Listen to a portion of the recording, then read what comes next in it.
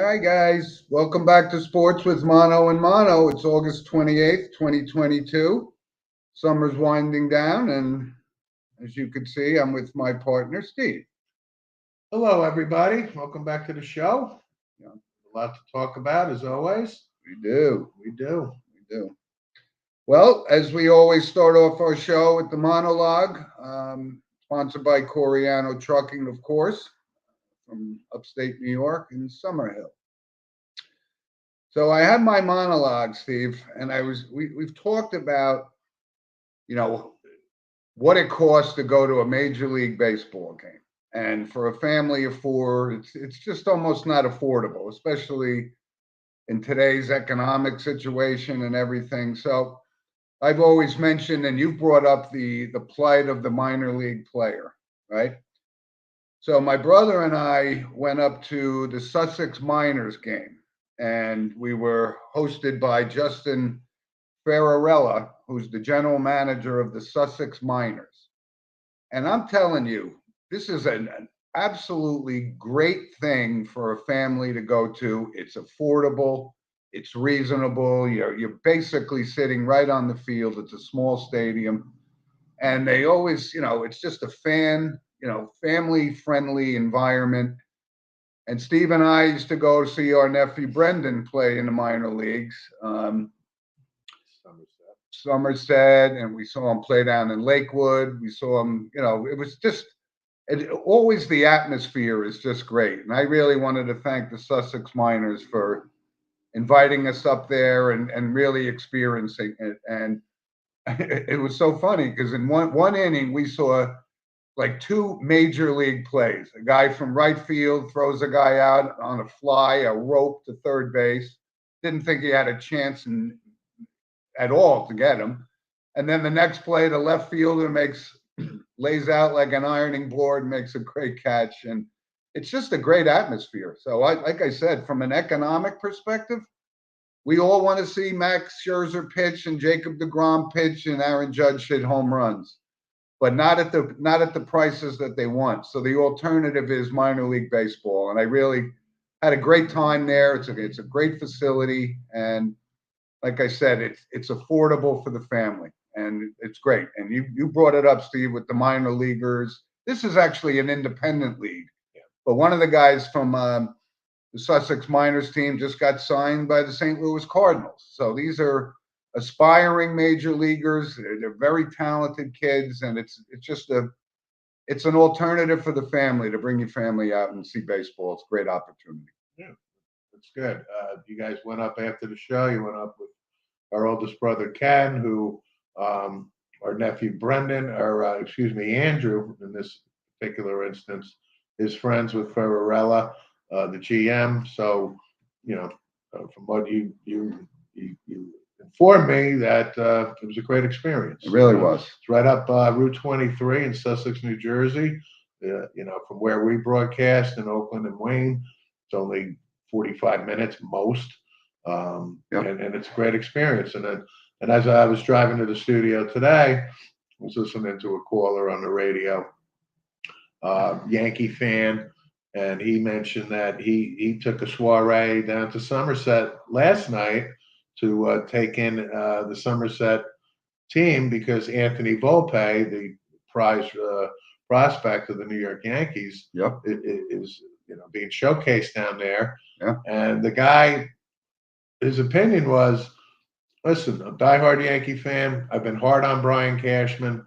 Um, you know, Regarding the trade deadline, a lot of teams wanted Anthony Volpe, and as far as the Yankees are concerned, this guy is untouchable. Yep. And this guy said, Volpe's the real deal. And I kind of like, as I was listening to this caller, I kind of had this respect for him, if that makes sense. Mm-hmm. But he said Anthony Volpe, he looked at his footwork at shortstop. He has real good range. He led off his first at bat. He said he hit a frozen rope double. And, he's got speed. And he's just a good all-around ball player. Yeah. And look for Anthony Volpe, not next year, most likely, but I would say, without question, 2024 will be the starting shortstop for the New York Yankees. And my grandkids were at the Somerset Patriots game yesterday, Good. like for 15 or 20 bucks. Try to do that and get in Yankee Stadium. Cost you 50 just to get there. Right. But great experience. So let's stick with Major League Baseball for a minute because we're season's getting close to the last few weeks of the season. Yankees are, went through a little slump. They bounced back. They're, Not a little slump. right, but they're still 8.5 games up. The Dodgers in the National League West are like 18.5 up. Mets are kind of hanging in there. They're still winning. The Braves are winning, but the Mets keep on winning too. Well, let's talk about this Mets Braves thing. Yep. So this is history in the making here in the NL East. New York Mets won yesterday. It was Old Timers Day. Yes, Won it was. 3-0, right? And I wanted to cover Old Timers Day. But the Mets are now 36 games above 500.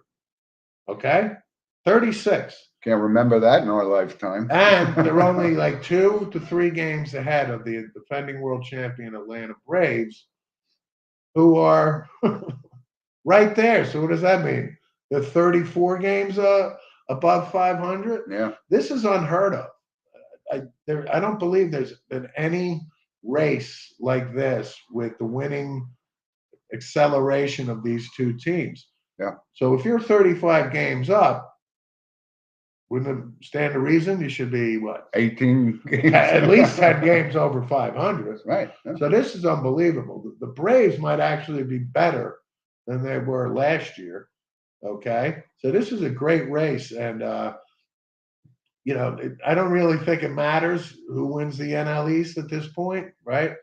These two teams are probably going to square off in the playoffs.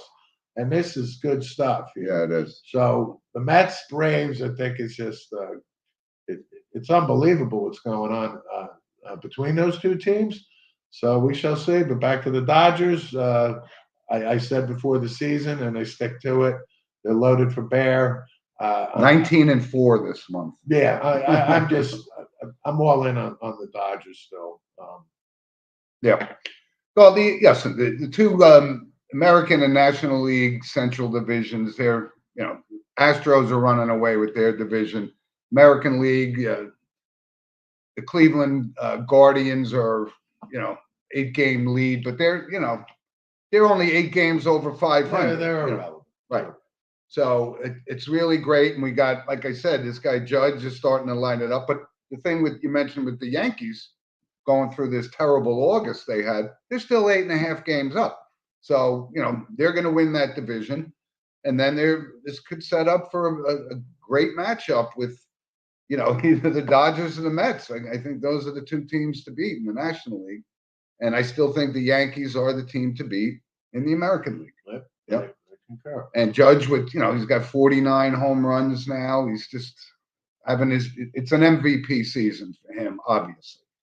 But to survive this horrible month that they have and still be 8.5 games up, it just tells how torrid the pace was in the beginning of the season. Yeah. I don't think the Yankees are doing anything in the playoffs. I'm saying that right now. I think Houston still has their number. I just think the Yanks are too inconsistent with the lineup. Aaron Judge is got 49 homers, and without Aaron Judge, where would the Yankees be? Really? Yep. Offensively, the guys are batting 220. Stanton's always hurt, as always. Yeah, like that. Mr. Cortez is now on the DL. Chapman's on the DL now. Chapman, but Chapman might as well just stay on the DL. He's done, as far as I'm concerned. Hey, we got a good morning from one of our loyal listeners, Tony. Tony, good morning. Good morning, Tony. Now, Tony reached out to me yesterday, and Tony has a little show that she's working on. I haven't had the opportunity to check it out. She asked for my opinion, and Tony, like I said earlier, I will check that out later today. Excellent. But it's so good to hear from you, and thank you for watching this. Tony's been with us for Tony is a loyal listener. Yes, she is. Absolutely. So just a couple other quick notes. We talked about this. Pujols is, closing in on 700 home runs. Kind of I still think it's a compiler. I mean, the first 10 years of his career were certainly Hall of Fame worthy, but he's been kind of hanging around for a while. I don't have a problem with him getting 700 home runs, whether he does this year or not. He'll end up fourth or fifth. If he passes A-Rod, he'll be fourth all time. But He's not a compiler. I wholeheartedly disagree on that. Has he been for the last, year and a half or 2 years? 4 years. So what does that mean? What does he hit? 50 homers in the last 2 years, something like that, 25 a year? Yeah. No, listen, we've talked about Albert Pujols coming out of the gates. His first 10 years are Stan Musial, Willie Mays, Hank Aaron, numbers, Gehrig, and on and on. I mean, listen, I like him. I just don't, he really hasn't been that. He's going to get 700. That's a nice number to have. Big time.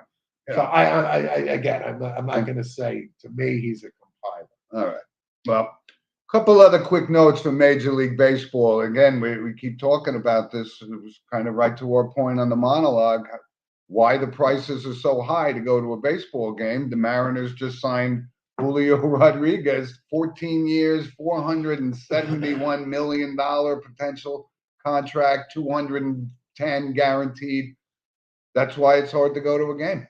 These numbers are going through the roof. And what's Aaron Judge going to get? I mean, he is 30 years old, right? So, you can't sign him to a 10-year contract kind of thing, but the numbers will be off the charts. They'll be off the charts. And he will be back in New York come hell or high water. I just can't see the Yankees letting him go. And I don't think he wants to go anywhere. Yeah, this is not Robinson Cano threatening to leave the New York Yankees in his prime, and Seattle comes in and offers him this ridiculous contract.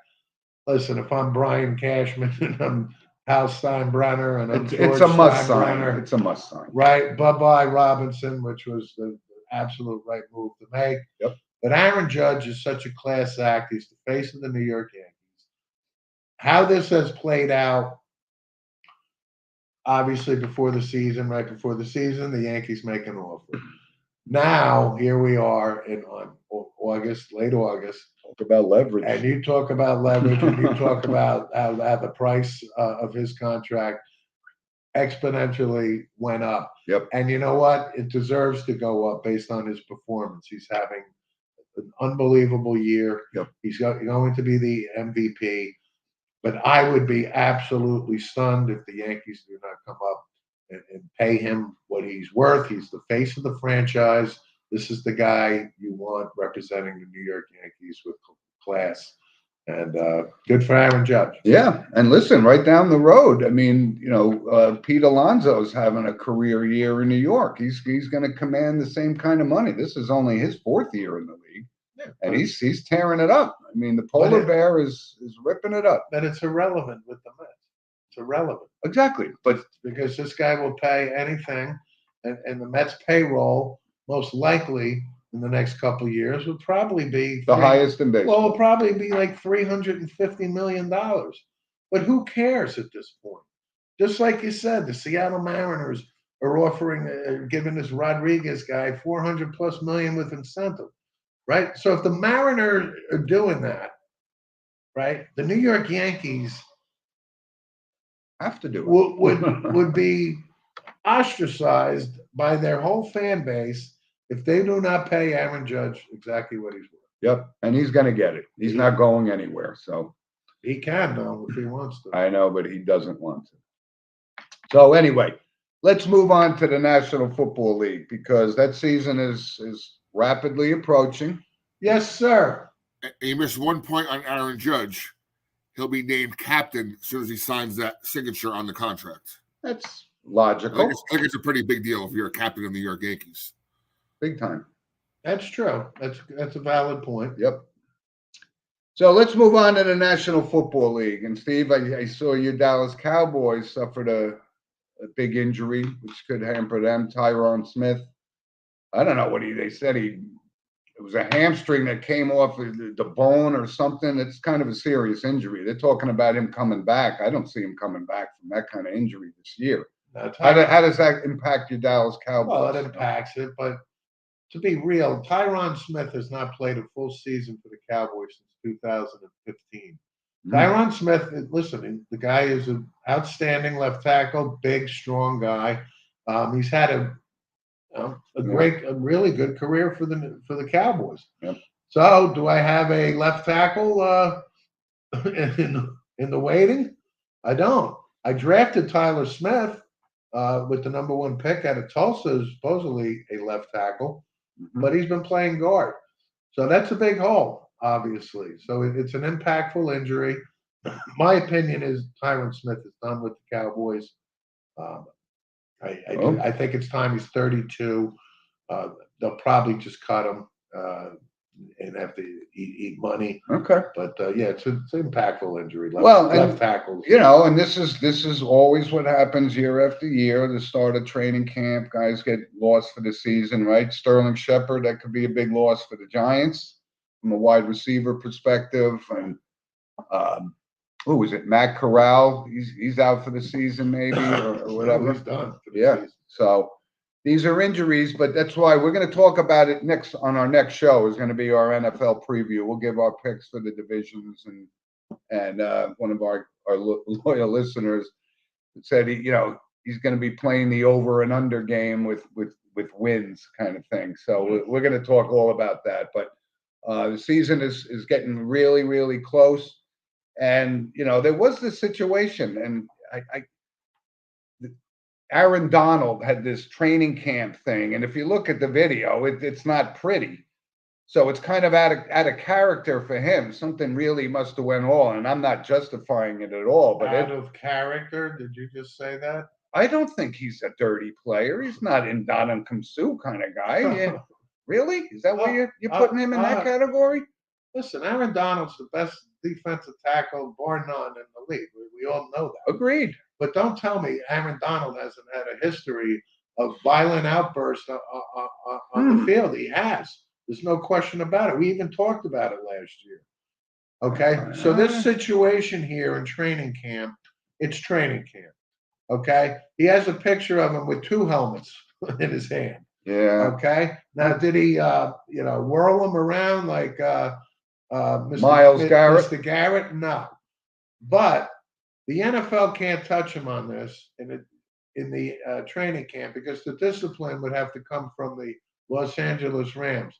And if you think the Los Angeles Rams are going to suspend Aaron Donald for even 5 minutes, you're crazy. Yeah, that's a kind of a crazy rule that the NFL doesn't have a jurisdiction over some discipline like that. I don't think it's crazy because we just talked about the Deshaun Watson thing where they don't have any final say really over it. So it's kind of, you need to be a lawyer to kind of navigate through all these rules and disciplinary and this and that and fines. But Aaron Donald is he's got a temper, okay, and that's and that funnels to his sick play on the field is just a great defensive tackle. Yeah. But Aaron Donald has to rein this in. I said this last year. Aaron Donald's going to be his own worst enemy if he keeps it up. Tarnish his legacy kind of thing? Well, yeah. I mean, something bad could possibly happen with Aaron Donald out on the field. Yeah. Anyway, so we're going to talk a little bit more about the NFL. I don't even want to cover the Watson thing because I don't want us to throw up on the air, even talking about it. But so he's done pretty much for the year, 11 games, whatever. And listen, I like Jacoby Brissett. He's earned an opportunity to play, and I hope he plays well. Not that he's ever going to take the job away. You can't pay a guy $280 million and sit him on the bench. So when he's ready to come back, they'll put him in the game. But we'll talk a lot more about that. So, Steve, yesterday was kind of the unofficial kickoff of the college football season, and we know what's on the horizon. And you and I talked about this. I can't believe he even survived, but Scott Frost still the head coach of Nebraska. Yeah. This loss yesterday in Dublin and we love Pat Fitzgerald, 10 times over, but Scott Frost is not going to last the season at Nebraska, especially after that dumb onside kick. It was no need for it. They had the momentum on their side, and that actually cost them the game. And give credit to Northwestern. Pat Fitzgerald had his team ready to play. But Scott Frost cannot survive this. He was 13-0 at UCF. 5 years in Nebraska, he's like 15-40 or something. How is that even possible that he even survived this? No, he's not. So Scott Frost kept his job because he took a huge pay cut. Listen, Trev Alberts, ex-linebacker, Colts first-round draft pick, is the athletic director of Nebraska. He's not going to stand. Listen, he's been as loyal as he possibly can to a legend, and Scott Frost absolutely was a legend at Nebraska. However, no, he is not going to survive. Getting out of the gate like this was the worst possible thing for him. It really was. I don't know. It's going to happen probably sooner rather than later, I have to think. Yeah, it's got to be 3 or 4 weeks out. Yeah. I mean, they'll give him an opportunity maybe till week 5, I would think. And at that point, Trev Alberts already has some guys targeted. I mean, he has to. This is Nebraska. This is the Big Ten. They're shifting to these Power 6 conferences, Power 5 conferences.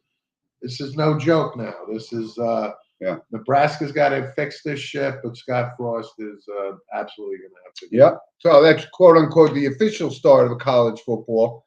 But really, next weekend is the Ohio State Notre Dame game. And listen, we're all anxious to see what kind of coach Marcus Freeman's going to be. It looks like it's the right fit for Notre Dame, but they're 17.5-point underdogs to Ohio State. And in that game, there's at least, I think, at least 2 St. Joe's guys and 2 Bergen Catholic guys and 2 Bosco games. So we always talk about high school football, which we're going to talk about also in a little bit.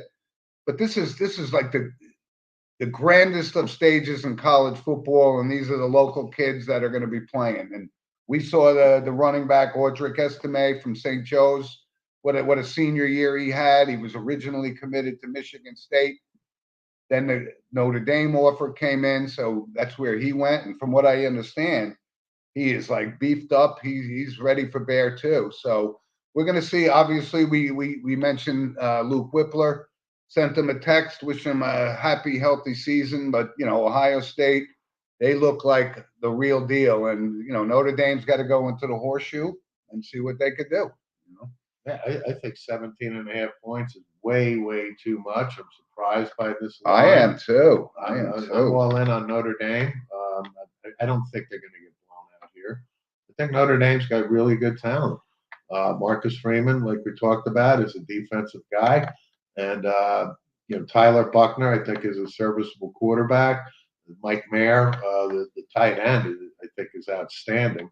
Yeah. And like I said last week on the show, Ohio State, last couple of years, have gotten out of the starting gates a little slow. Listen, C.J. Stroud is Heisman candidate. Well, he's actually, with Bryce Young, probably the top 2 candidates to win it. They are. But we shall see. This is a great game. I'm a big Notre Dame fan, flat out. So I'm not trying to be a homer here, but I think 17.5 points is an awful lot of points. So. Yeah, but that's a great matchup for the first game of the season. Oh, it's fantastic. So, yeah. Let's see how that plays out. Yeah, instead of like the typical, Rutgers, right? Rutgers' first game is against Wagner. Okay. Now I get the historic nature of Wagner. It's local. It's Rutgers. I understand. Well, most schools put a couple of cupcakes on the schedule. Yeah, but Wagner, come on. I mean, this is to me. They'll win by 40 points. They better win by 50 points. Right. But listen, I get it. Wagner gets a nice payday. They get publicity, right?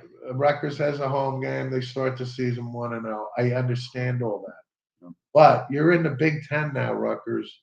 I'm not down with playing like really the JV on this.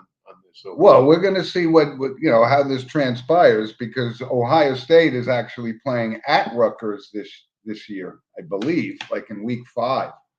So, okay, they can beat up on Wagner, but let's see what they do on their home field against a powerhouse like Ohio State. And again, they're going to get murdered by Ohio State. well, I mean, we know that. They're going to lose by 40 points to Ohio State. yeah, at It's home, no question. possible, yeah. Not possible. Guaranteed. So, listen, college football, we're going to talk about it for the next 3 months, and it's exciting, and just looking forward to that first game of the season next week.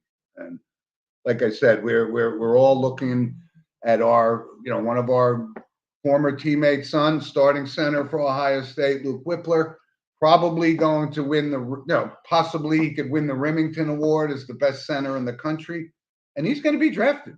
He's probably going to be drafted this year and in April. So. I mean, this is the kind of star power we see in New Jersey, and we're not dismissing the Californias and the Texases and the Floridas. I mean, these guys, half of the guys on Ohio State and Notre Dame are probably from those 4 states. So, but we got a lot of good things here in New Jersey, and as a matter of fact, and like I said, we're St. Joe's guys, but St. Joe's went down and played good counsel in Maryland and got beat up pretty good. But the top teams in New Jersey, the Bergen Catholics and the Don Boscos, also played out-of-state teams, and they rolled. So these are the powerhouses in New Jersey, and these are the players that, they got this kid on Don Bosco, Chase Ballatonis or something. He's a monster. I don't know where he committed to yet, but this is the kind of high school talent we see, and. We always jokingly say, these guys play an SEC type schedule in high school football. There are no Wagners, no cupcakes that these guys play, and I can't wait. First home game next week. Yeah, I think it's a rebuilding year for St. Joe's. It's indicative, giving up 41 points. Good counsel, obviously, is a real powerhouse. Well, yeah. But so are we. So I know that just tells you how dominant some of these teams are, and they're playing these out-of-state teams, but like I said, Bergen and Bosco this year, very formidable teams nationally. Yeah. Right. So high school football is underway, and just a little side note: this is my grandson's first season playing football, and God, I mean, he couldn't be more excited. I mean, it's so awesome to see. I mean, Steve and I started at about the same age, 8.5, 9 years old. Very happy to see him play football. And of course, my daughter, a little nervous, the whole concept of contact and so forth, but the equipment that they have, it's just exciting for me to see. So go Logan. Couldn't be more proud. At 8 years old, trust me, it's the electric football game. It is. With the buzzing around. Right. I know. The old Monday night football game, right? Yeah. But listen, he's so into it. I just can't wait to watch the development of this guy. It's just great to see. So what else, Steve? We got a lot of things going on, right? The Tour Championship, right? We've talked beat to death the whole LIV, and you just brought up before the show more defections, guys. Cameron Smith. All these guys are going over the money. Harold Vaughn. They can't turn the money down, but the Tour Championship is today. Scotty Scheffler back there, so it looks like it's going to be a 3-horse race. Right before the show, Scotty's up to right before the show, 22 under. He's got a 3-shot lead. Yeah, but when we say 22 under, it's a crazy scoring system. So he started the tournament 10 under par. But Patrick Cantley wins the BMW last week. He's starting to play. Yep, consecutive season. So. And Xander Schauffele, I was actually talking to somebody, why hasn't this guy won more? He is so good, but he's he's probably got more top 5 finishes in the past 5 years than any golfer on tour. And I just hope he can turn that corner. And once he does, he's going to be a prominent golfer on the PGA Tour. Yeah, he's It's good. Yeah. So And he's in second place, I think, right now. So let's see if he can, win. but the Scotty Scheffler is, he's the number one player in the world. He's playing like the number one player in the world, and And if he wins today, he is. $15 million richer, by the way. So Thank you, Tony. It's great for you to see you. and good luck with your show. Good luck with your show. And like I said, I'll be in touch with you. And thank you for sending that to me. And I look forward to it. Okay? Yeah, we will. So what else, Steve? Let's. I don't know if we touched on it or finalized it last week, but the Joe Klecko, did we talk about him last week? Making certainly the finalist. I think we touched on it. Not that it's a done deal, but it seems to be a done deal. And again, I keep reflecting back on this, and when I see like guys like Randy Gradishar, Nobis, Kuchenberg, they're not in the Hall of Fame. It's losing its meaning as far as I'm concerned. Because this Randy Gradishar was if it wasn't for Jack Lambert, was the best linebacker in the NFL for 8 years. What else does he got to do? I don't get it. I don't get it. Frustrating. As long as Klecko gets in, I'll be happy in the short term. But these are the guys that belong in the Hall of Fame, and they're not in there now. So we keep reflecting and saying, if Dan Hampton is in the Hall of Fame, my goodness, how could these other guys not be in there? I know I beat it to death, but anyway, we're not going to touch base on the NBA this week because it makes me sick. This whole Kevin Durant situation. He tells the owner he wants the general manager and the coach fired, or he's going somewhere else. And this guy, get him off the screen, Rob. Thank you. That's a good one. I can't even discuss it. I just can't. Well, Kevin is just going to stay in Brooklyn. Yeah. We're working. Yeah, see how it works. It's okay. But the number 2 draft pick, right? Chet Holmgren. Yep. 7-footer, 190 pounds, soaking wet, out for the season. You wonder, is this going to be a Sam Bowie type thing where you get an injury that your body can't sustain, that kind of pounding on an NBA court? And he was covering the king. Yeah. Yeah. The commissioner. Oh, Steve, I got to bring something up because one of our the NBA, Patrick Beverly getting traded to the Lakers. Big deal. No, it's not a big deal because that means Russell Westbrook most likely. I don't know. Well, who's gonna want to pay him $40 I million? don't know, but somebody will. I guess. Anyway, enough of that. That's it. That's all I had to say. I think that was the news of the NBA. Right. But I wanted to bring this up, and I just need the answer because you and I, when we see the Hall of Fame list, we go yes or no, right? That's simple. So somebody asked me, is one of our listeners, Abe, said, "Is Tony Romo a Hall of Famer?" I want your assessment of that. Not at all. Not at all. That was my initial thought. Very good player, had some solid years, threw for a lot of yards. But as soon as I said that, he asked me, "Tony Romo a Hall of Famer?" I said, "Absolutely no." Oh. Thank you. Yeah. And this is coming from a Dallas Cowboy fan, so no impartiality here. Sorry, Abe. Not one championship game. Yep. Nothing. Yep.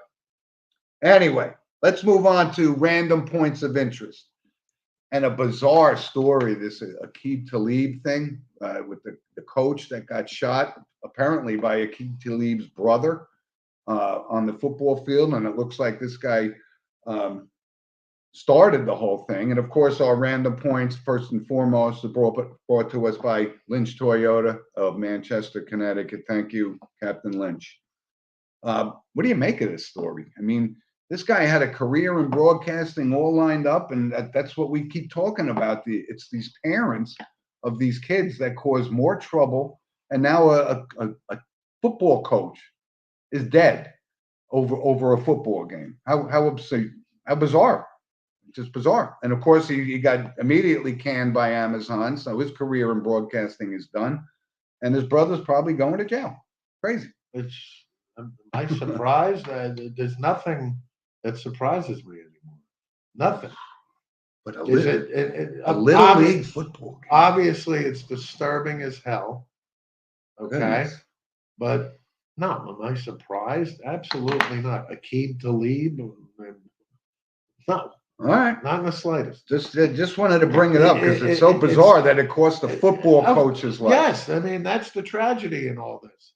I hope Talib rots in hell in prison for the rest of his lives. I mean, what kind of a football coach carries a gun on he literally must have had a gun while he's calling plays for this football team. It's so sick. I can't even stomach it. I sincerely doubt that he's the only one who's ever been in a huddle.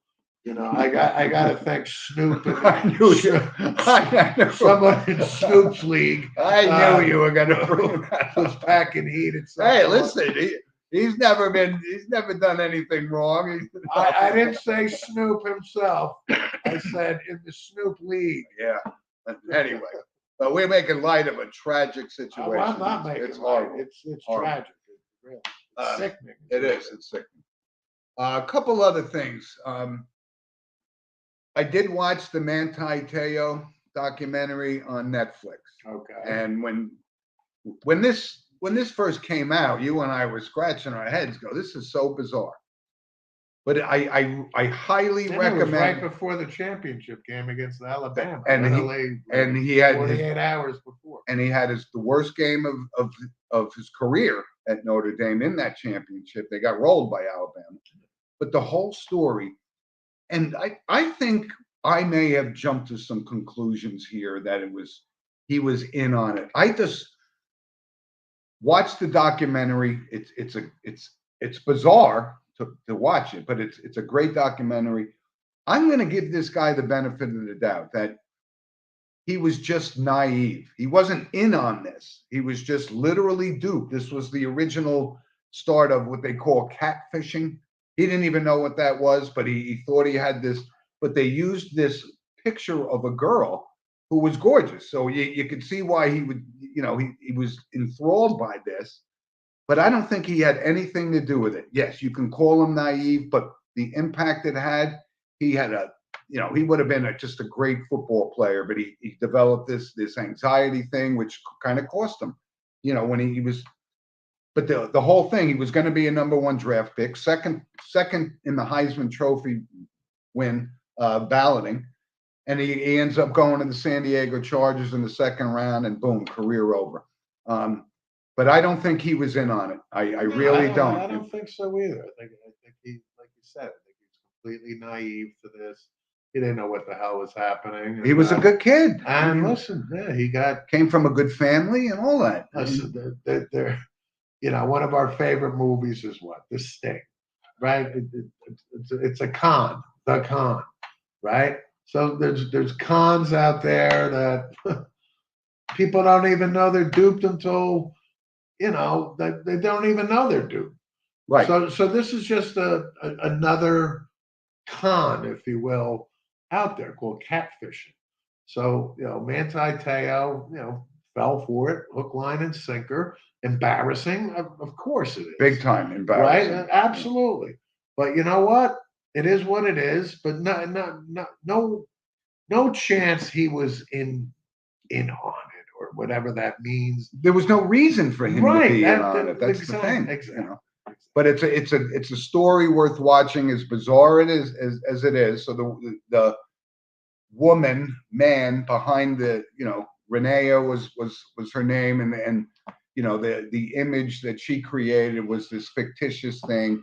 But soon as Notre Dame got wind of this, what's his name, Jack Swiatek or something, Swibert, the head of Notre Dame, so we got a big problem on our hands. So it was a public relations disaster, and it impacted Manti Te'o and ultimately cost him a career in the NFL.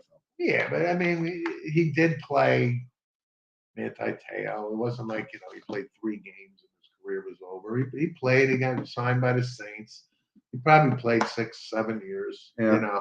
But nowhere near to him coming into the NFL without this baggage. If he didn't have this baggage and this emotional hangover from this, could have been a great player. Well, he was a great player. He was a great player. He really was a great player at Notre Dame. He's one of the all-time best linebackers at Notre Dame.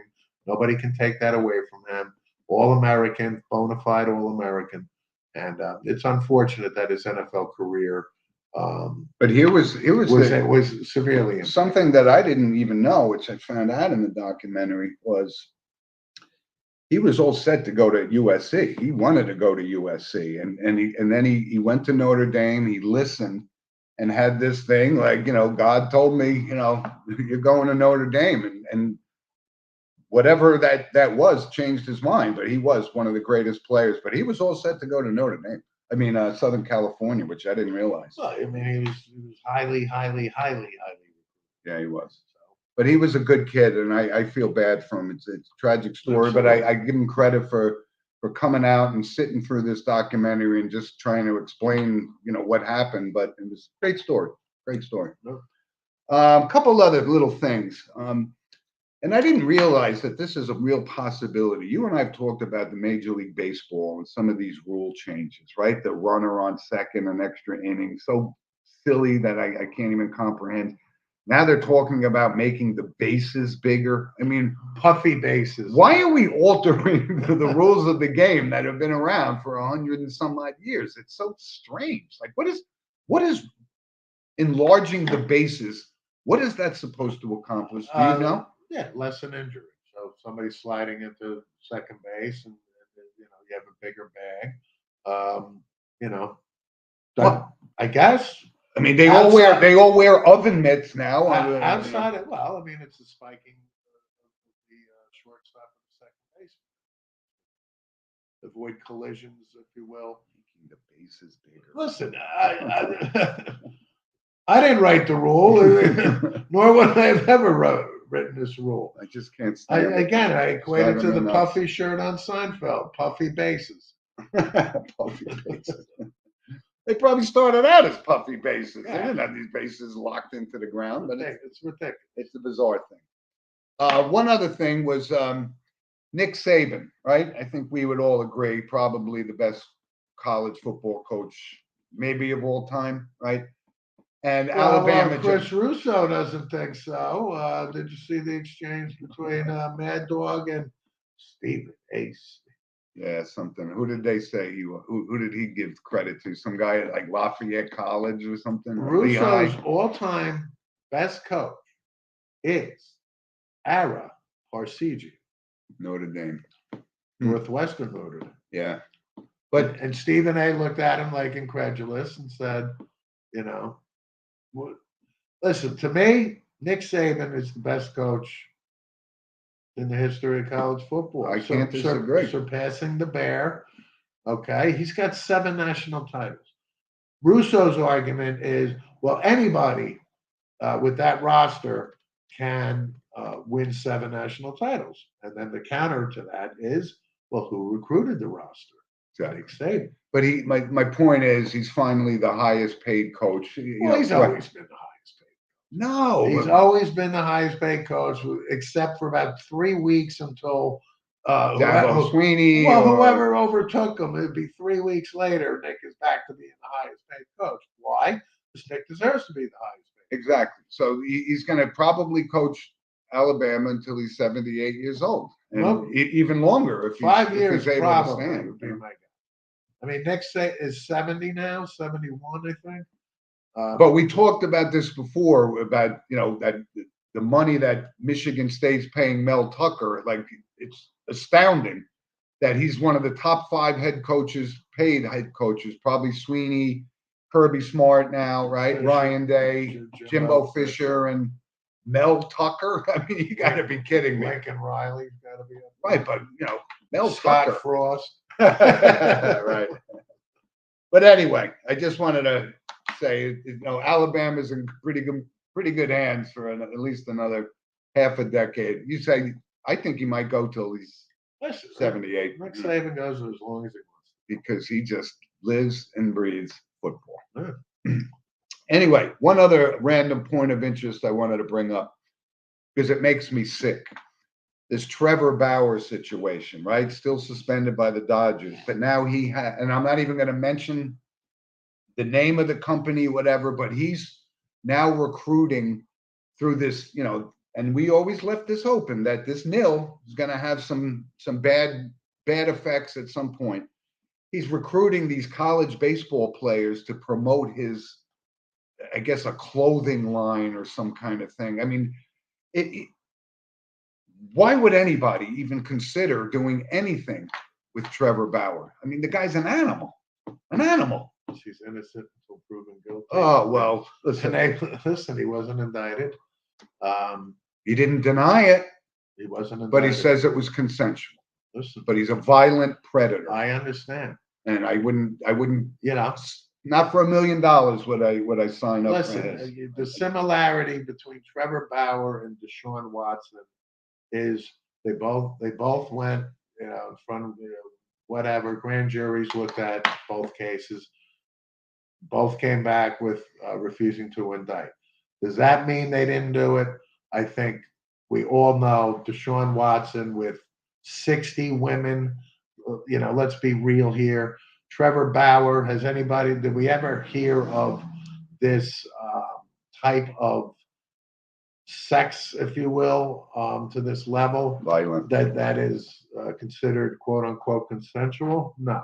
Trevor Bauer is a pariah amongst his peers in Major League Baseball. The Dodgers signed him to this huge contract, and the Dodgers are going to want nothing. He will never play for the Dodgers again. I don't think he'll Now, ever will play he in ever Major play League. for anybody else again? I don't I think so. sincerely doubt it because it's probably not good for business. But Okay. this should be what happening to Deshaun Watson. He should not be playing in the NFL. No team should want to be associated with a guy like this, let alone be your starting quarterback. Yep. And pay him guaranteed money after the fact. Right. And that's, to me, so grotesque, it's unbelievable. Exactly. And it's why you and I are kind of losing our luster for the NFL, because it's just, these are the kind of people that we're going to sit and root for on a Sunday Not me. afternoon. I can't do it. Not me. Anyway, I wanted to bring that up. I'm not promoting him because he's an animal, but I just hope some of these good kids that are, have their futures ahead of them don't associate themselves with him. Anyway, Steve, let's go to some notable passings. And unfortunately, there were a couple of newsworthy notable passings. Just after we wrapped up last week's show, we find out that Tom Weiskopf, 79, if it wasn't for Arnie, Jack, Gary, and Tom Watson, would have been considered one of the all-time greats. But he couldn't beat Jack Nicklaus. One thing I didn't know, he was also an Ohio State guy. Yeah, I knew just that. just a couple of years behind Jack Nicklaus. I knew that. But he was a great golfer, but he only won one major, came in second probably 5 times. But he ran up against these very similar to these up and coming tennis players who came up, right? We talked about Marty Fish and all these. They came at the wrong time when we got a Federer, Nadal, and Djokovic. Weiskopf had his Nicholas Palmer player and Watson, and he just couldn't get over it, but he was still a great guy and designed a lot of golf courses and was very successful in business. A terrific career. Yeah. And listen, this guy's resume, he's got nothing to be ashamed of. Absolutely not. Tom Weiskopf was, friends with Jack and friends with Arnie. He and was. friends with, and Just couldn't beat them. well, listen, who could? Nobody could. Nobody could. Anyway, but I wanted to Notable certainly pass. mention that big time. Well, you did. I think before we go on, you did mention Joker. I think it's important we know that Will not be playing in the he US will not be Open. playing in the U.S. Open. So I think we needed to acknowledge that. Yep. And so it's a wide open field then. And that just leaves, like the best is not playing in the best tournament that the United States has to offer. But, he stood by his principles. And Serena Williams, by the way, is probably, this is her swan song as well. Yeah. A couple other notable passings and this was big. This was big for us. We were a little young to remember him in his prime, but Len Dawson, right? Longtime quarterback of the Chiefs. We certainly remember him as 25-year host of HBO's Inside the NFL with Nick Bonacone, right? And Len Dawson was 87 years old, and we saw something on him. He was put into a hospice a few weeks ago, which we knew was the ultimate decline. But you know what? He was a gentleman. He was the NFL Man of the Year back in like 1971.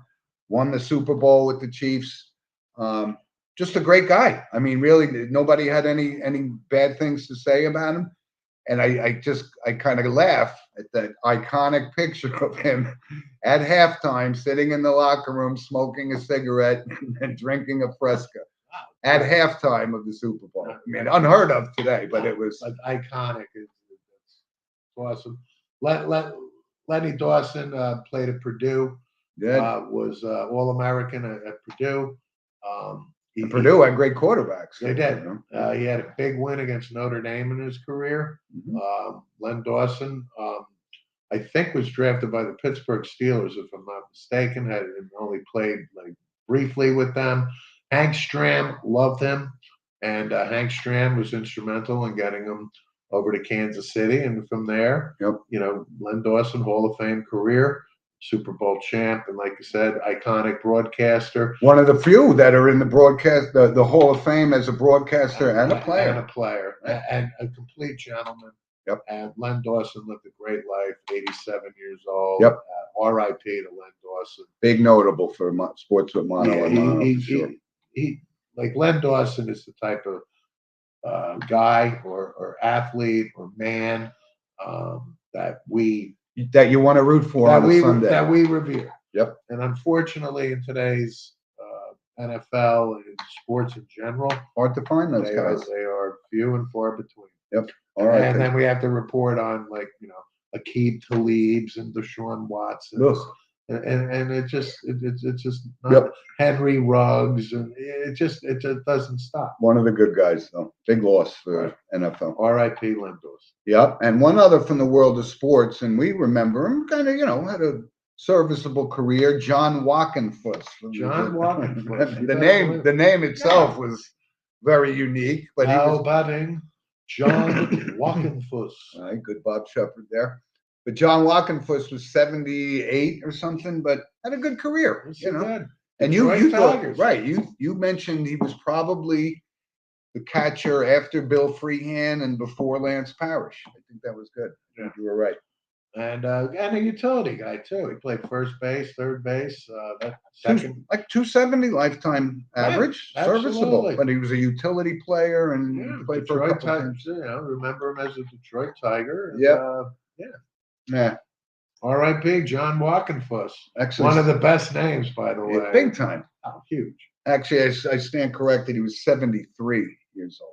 Okay. But we remember him certainly playing against the Yankees. Yeah.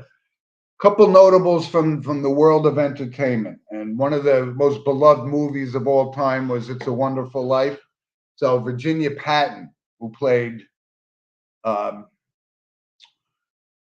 George Bailey's sister-in-law in the movie. He was 97 years old. I mean, couldn't believe she was still around, but she was. She was. But that's a notable. That's a kind of a cult classic, if you will. But she was 97. She was in that movie. And here's another one: Jerry Allison, who was the drummer for Buddy Holly and the Crickets. Right. Right. That's right. I mean, and I would have said he had to be 90 something, but he was only 82. I mean, but that just goes to show the Crickets, these kids were like 16, 17 years old when they came on the scene. But Jerry Allison, 82 years old. Wow. Yeah. Everybody knows Buddy Holly and the Crickets. I mean, but better believe it. That's a music loss right there. So it's ironic because Gary Busey, who played Buddy Holly, and played it well. Actually was nominated for an Academy Award, well deserved. It was in the news this week. Gary Busey should be locked up in a mental institution. Cool. I swear to God, this guy is like. Yeah, ever since he hit his head against the curb riding his motorcycle. That's right. He's gone south. He's never bounced back. He's never bounced back. Right. But Gary maintains his innocence. Of course. About groping women at the Monster Com convention. Whatever that is. And right, you're 79 or 80 years old. What are you doing groping anybody? Cut it out. Sick. Anyway, so those are our notable passings for the week. And listen, let's again, Steve, let's thank our audience for the loyal support. We got Tony out there and the Garveys and our sponsors. It's just great. We love doing the show, and we're going to do our little NFL preview show. Spend most of the show next week talking about the upcoming season, and we'll keep an eye out for high school football as that season goes on. But we can't thank you guys enough. And again, we'd love to hear from you. Send us an email at sportswithmonoandmono@gmail.com. And thanks, Rob, for producing. Yep. As always. And we'll see you guys next week because we're looking forward to it. This is what we live for. Okay. See you guys. Bye. Bye.